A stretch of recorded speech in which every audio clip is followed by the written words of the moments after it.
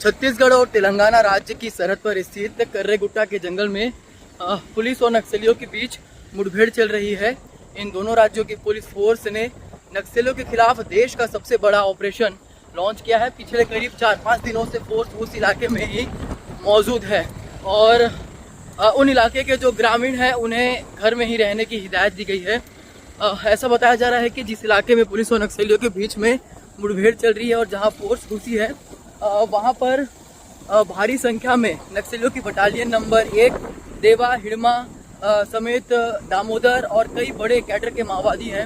उन पर 1 करोड़ रुपए, 50 लाख रुपए, 40 लाख रुपए, 25 लाख रुपए तक का इनाम भी घोषित है।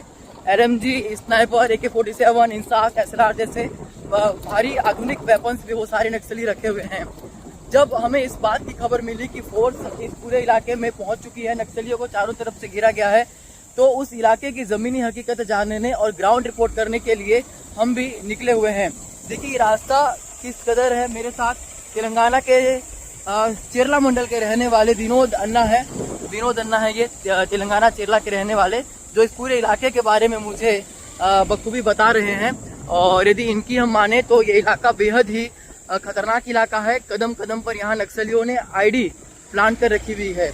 इस बात कि नक्सलियों ने खुद मीडिया को एक प्रेस नोट जारी किया था जिसमें उन्होंने इस बात का खुलासा किया था और बताया था, मीडिया को इस बात की जानकारी दी थी कि मीडिया के माध्यम से जानकारी दी थी कि कोई भी ग्रामीण जो है इस इलाके में ना आए क्योंकि यहाँ हमने बम दबा कर रखे हैं।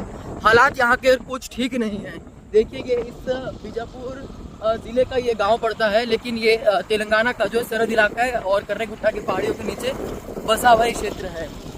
फिलहाल हम अभी घटना स्थल पर पहुंच रहे हैं। कुछ दूरी पर जब हम पहुंचे तो एक पुष्पाड़ नाम का एक गांव आया, विलेज था, जहां हम थोड़ी देर के लिए रुके थे।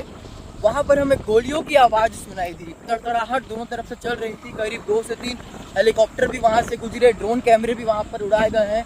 तो कुछ लाइव वीडियोस भी हमने कोशिश किया कि अपने मोबाइल कैमरे में हम कैद करें। फिलहाल कितना कैद हुआ है ये जब गैलरी हम खंगालेंगे तो उसके बाद ही समझ में आएगा। लेकिन बस्तर के और इन दोनों जो राज्य है यहाँ के हालात फिलहाल अभी कुछ ठीक नहीं चल रहे हैं।